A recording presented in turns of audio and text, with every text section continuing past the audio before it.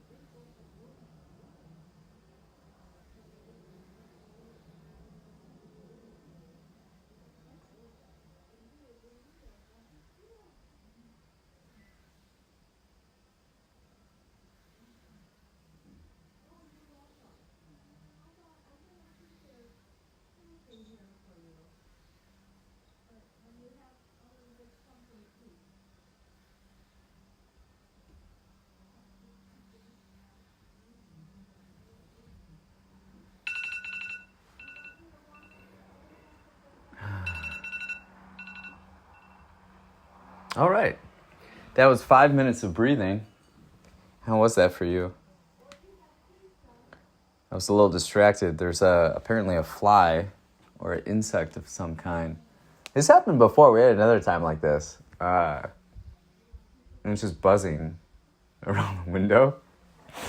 Let me see.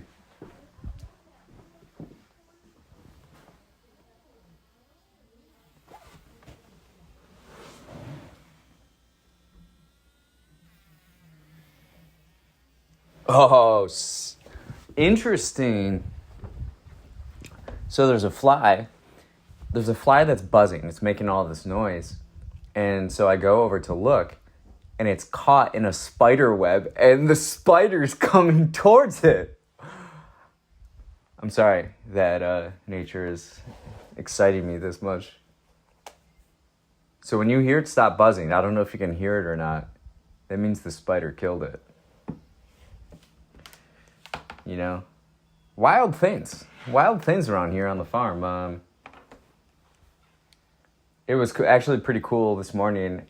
I was in the office and I have like a glass surface, and you know, I'm on my computer, and off this kind of like glass, it's like an opaque like frost surface, I see the reflection of a hawk flying in the air, soaring through the air, and I'm like, yeah. Anyways, what are we grateful for? We're going to start with that question.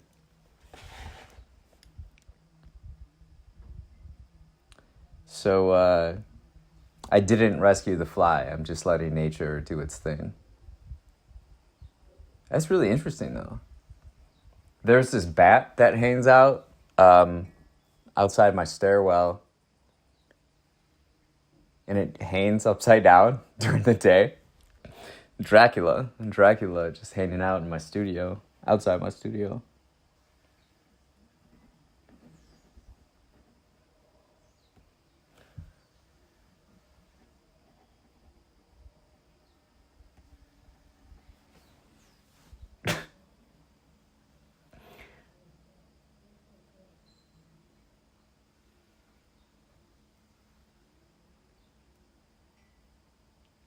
Who needs Wi-Fi when you have nature to entertain you, you know?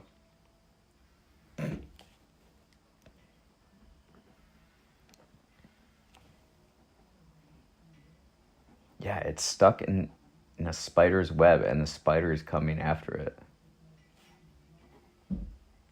I don't kill spiders.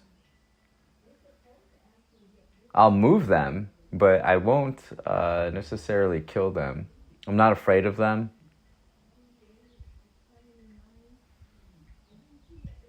I don't mind them really at all. I have issues with other insects more than spiders. But I don't think they're insects. They're arachnids. It's our nature lesson for today. The second question, I'd like to invite you to reflect on an interesting relationship you have.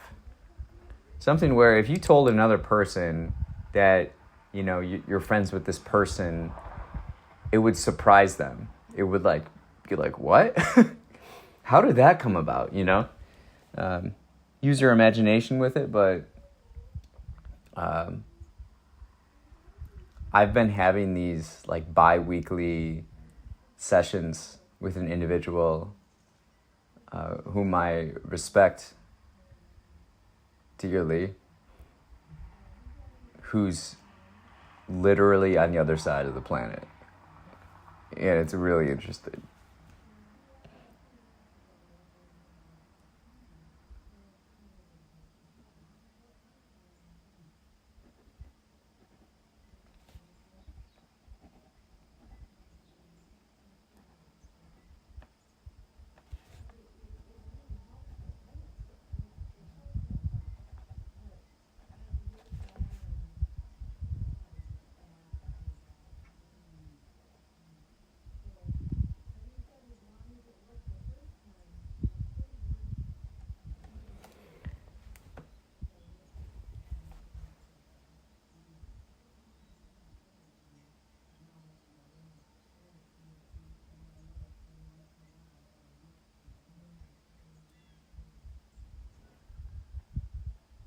It's interesting how we meet people in life, how people may come and go, and how people may come into our life at the right time, the right moments,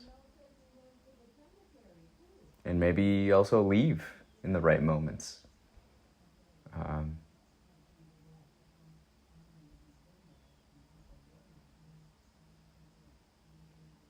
Very fascinating.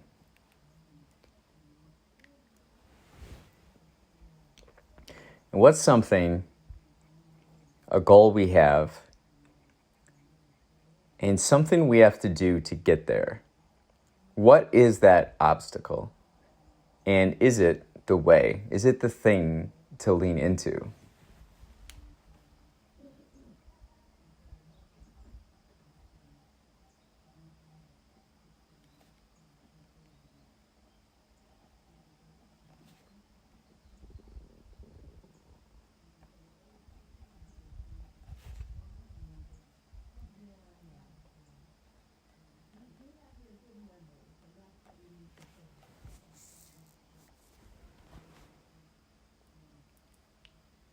Yeah, I'm thinking about things. It's often like not the thing, it's like another thing.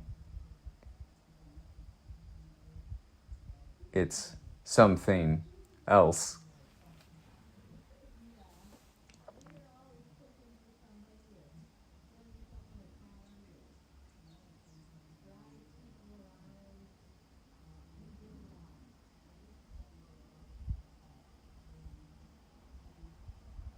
On my mind is patience.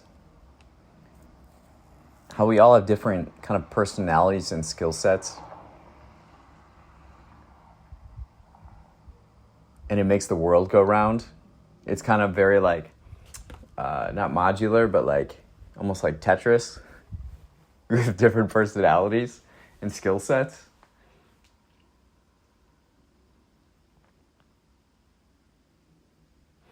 How would you analyze your personality?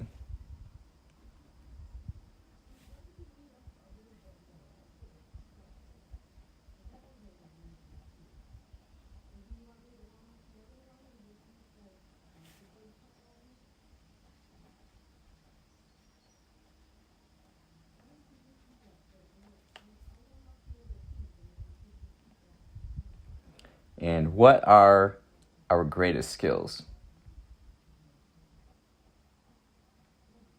It's kind of a cliche question, but it's cliche for a reason, as they say. It's important.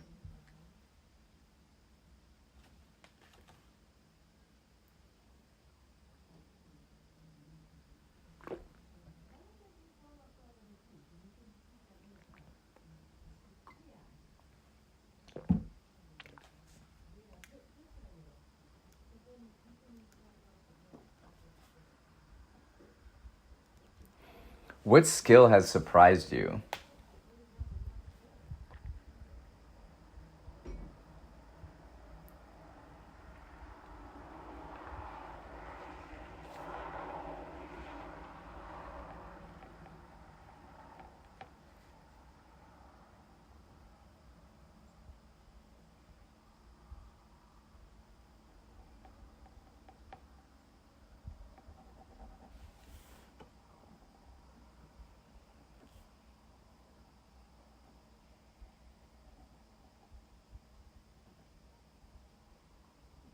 Something with me, like Adobe InDesign is now something I'm really skillful at, but it's not something I necessarily set out to get like really good at this thing. It's just like through reps and projects that I've been using it. It's been interesting. Yeah, making books, designing books, and it's fascinating how, like I have the books here. Say like The Boy in the Rocket Ship, where I was with that one, and like also by Rich Hebron, and we only have 3 titles, and then like the one out I designed today called Epic Dinosaurs. There's 33 titles. And, there's more like moving parts in the book, whereas this one is quite rudimentary, but important.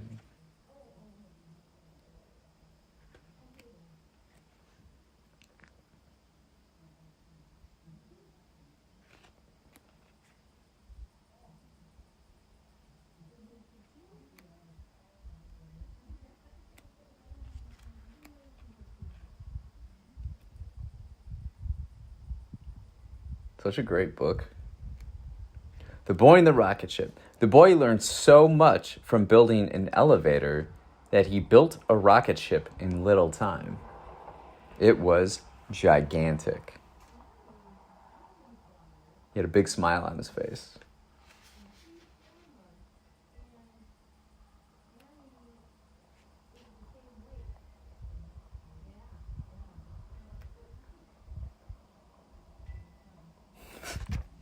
This is truly a great story.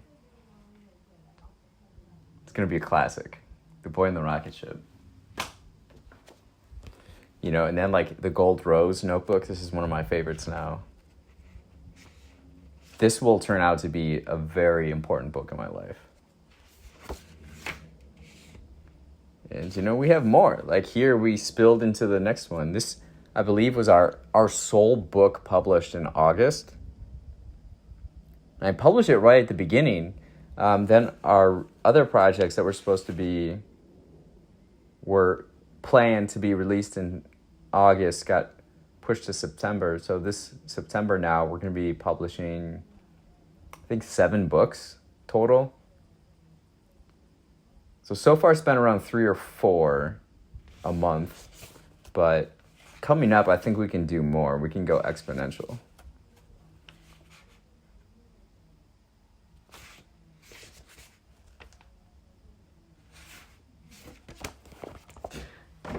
What's a project? No. What music have we been listening to lately? Besides my own, which I love and listen to nonstop. I got Pink Floyd, Dark Side of the Moon on vinyl. And I never really listened to that album before. And I've been playing it in kind of like quiet moments of reflection. I don't know how I feel about it yet. Usually if an album is like really epic and famous and notorious,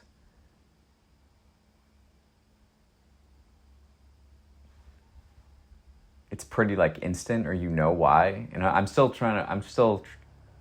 figuring this out. I enjoy it. Got a good deal on it. Brand new. 180 gram weight vinyl. Like, I think I paid like $8.50 for it. $9. Crazy. Got a crazy deal.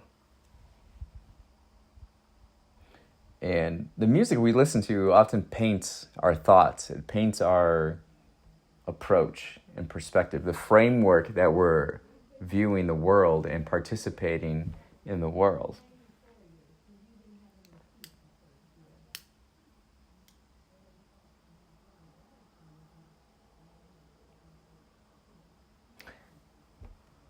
Yeah, I've been into children's books lately. I've figured out how to make watercolor illustrations that look really cool, that I really enjoy. And using those to tell stories or like introduce things like dinosaurs or cars or cities, kind of like that.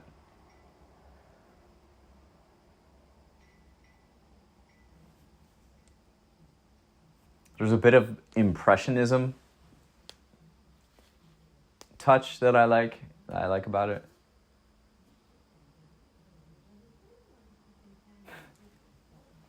Now I found this coaster the other day. I was going through my drawer. La Bonne Bière. Brazier. I got it in Paris. I have a tendency to collect coasters from bars. I think it's a really cool thing. And for them, like, I remember when I worked at a bar, Lincoln Station in Chicago, and we stamped our logo on these like plain, actually like this size, and people would take them. And the owner was like, it's marketing. Like, I built it into my like marketing budget. This one's great. This one's from the Athletic Association. I'll be there on Friday. Going to Chicago on Friday. The last time I was in Chicago was Labor Day weekend. And a lot has changed since then in life. So that'll be good. But yeah, I keep this out to keep my mind on Paris. Like, I think it's good to practice intentionality with the objects we have around us. Like the conversation I was having today with someone, like, what's in here I want to keep out to remind me of it. And like, you keep this around to remind me of Paris. And like, yo, we got to go to Paris soon. We got to go back to Paris soon. A big reason is assets. I've been using a lot of photos and digital assets that I've taken from my Paris trips and have used them in artwork and things.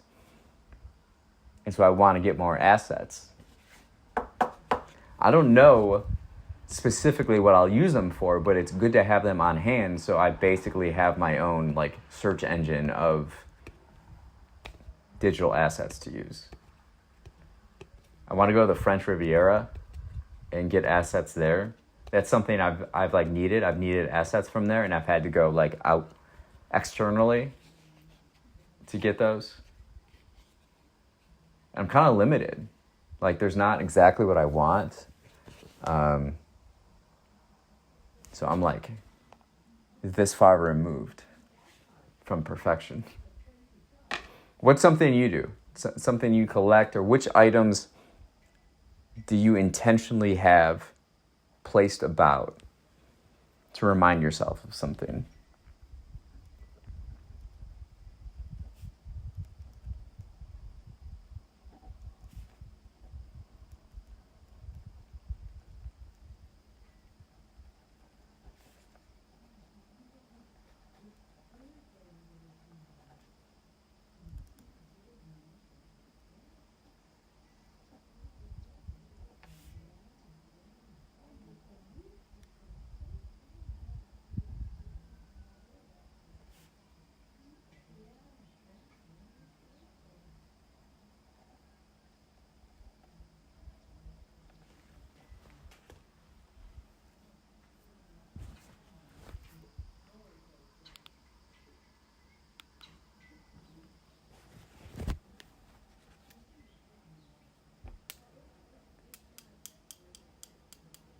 It's almost harvest season on the farm.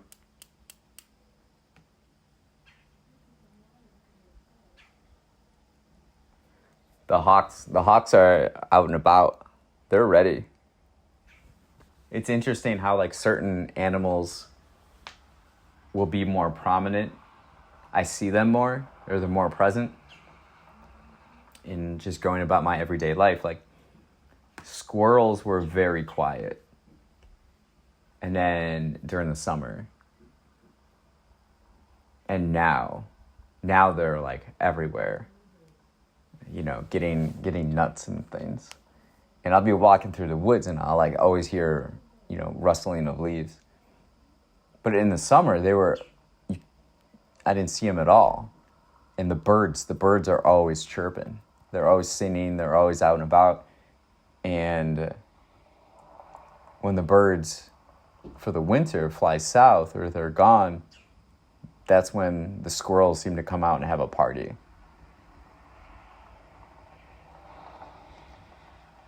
I saw like a flock of turkeys yesterday, probably like 6. No tom turkeys, but yeah. You know, they eat the grain They're disturbing to some crops and stuff, but I do think it's kind of cool that there's wild turkeys just around. I'll find like big feathers. Actually, I have one over here.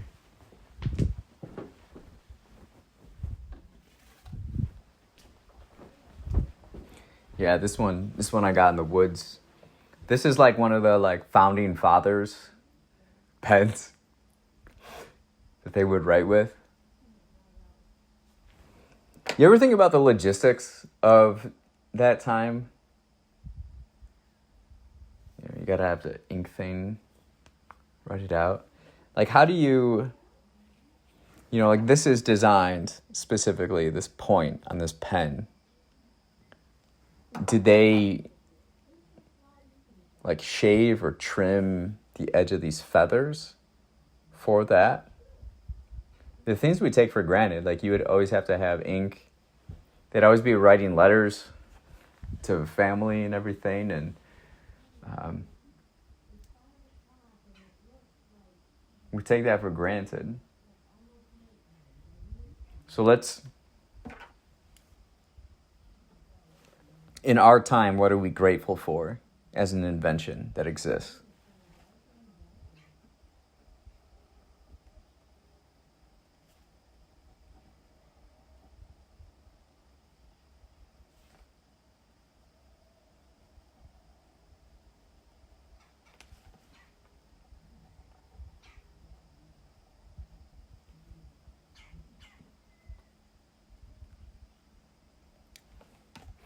Yeah, we got indoor plumbing, refrigeration, electricity.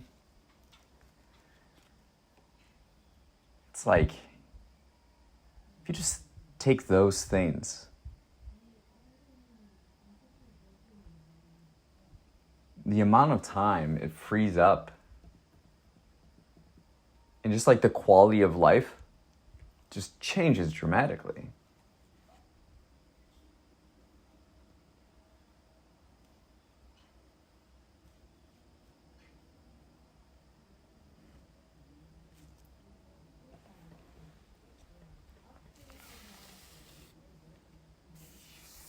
Really, really cool texture though.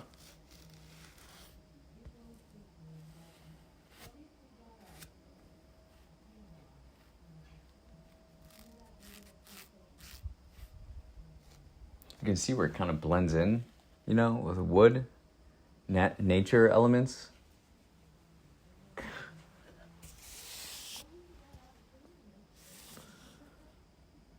I'm energized for the leaves to fall off because I accidentally kicked my football into the woods and I can't find it. The brush is too thick. I can't get to it.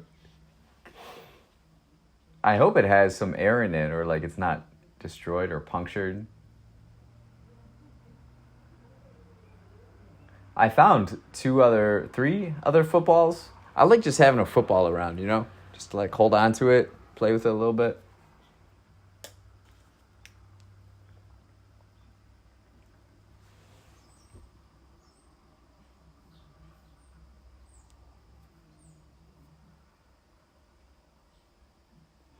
What's something we've been putting off that we could do right now? Right after this session, what could we do?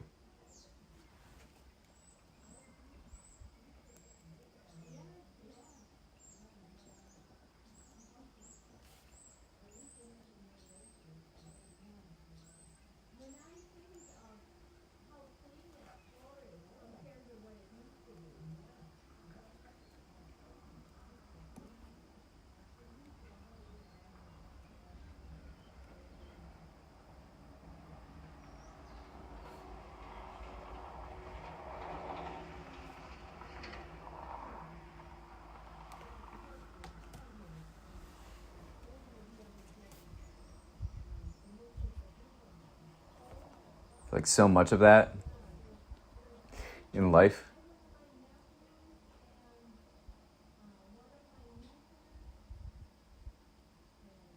Procrastination. Think how, like, if procrastination did not exist in our life, think how think of where we would be. But in that procrastination lies our answer, probably. There's probably something deeper. I was expressing that to someone last week. We were at the Brewer game, go Brewers, and asked about this ring that I'm wearing. It's a fleur-de-lis, a symbol of the French monarchy. I used to be really against, I used to have this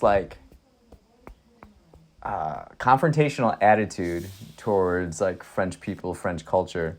Because I had some weird run-ins, and there's a pretentiousness and an arrogance that there's a belief that their culture is better than others. And, every culture is different, I feel. And I like in America that we have so many different cultures. It can kind of be whatever it can be. And so I was kind of hateful towards it. But then you can explore that and ask why. Why do I feel this way? Maybe there's something deeper. Maybe there's a jealousy or envy or something else going on. And when I actually evaluated it and was objective about it, and the things I like, a lot of them are French inspired. So it's an acknowledgement.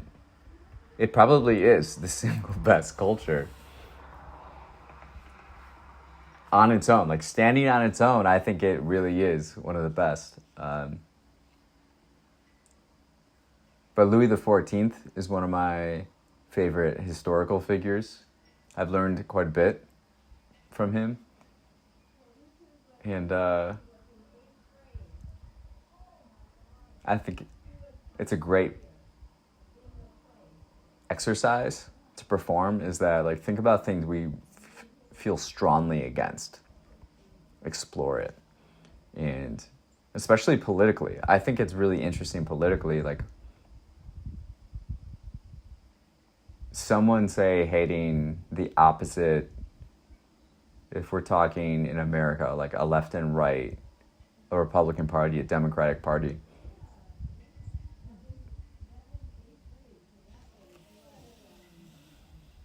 There's why would there be hate?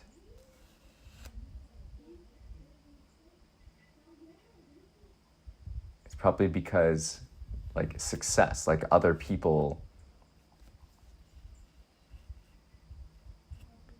identify with those values. And then it's a deeper insecurity that we're mad that people have their own thoughts and they don't think the same as us. We feel not in control of the world, in a sense, or our world. Insecurity. I think you should lean into it. Okay. What are we energized for in the next week?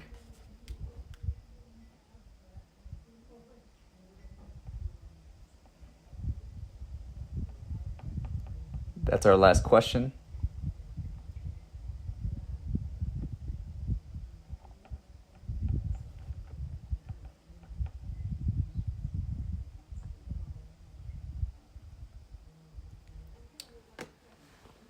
I'm going to Chicago.